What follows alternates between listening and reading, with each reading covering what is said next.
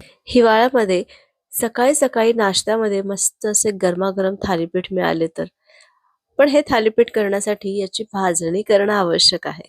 कारण या भाजणीचे हे थालीपीठ अप्रतिम होतात.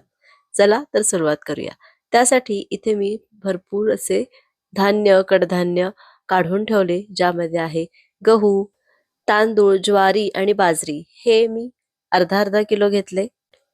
आणि चना डाळ, उडीद डाळ, मूग डाळ, मसूर डाळ ही मी पाव-पाव किलो घेतलेली आहे आणि या सगळ्यांना स्वच्छ पुसून भाजून घ्यायचं आहे.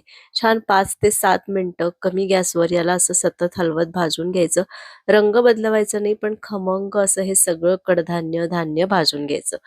त्यानंतर इथे 150 ग्राम धणे आणि 50 ग्राम जिरे आणि 50 ग्रामपेक्षा थोडे कमी असे ओवा घेतलेला आहे आणि हे सगळं छान भाजून घ्यायचं आहे आणि मस्त गिरणीमधून दळून आणायचं आहे.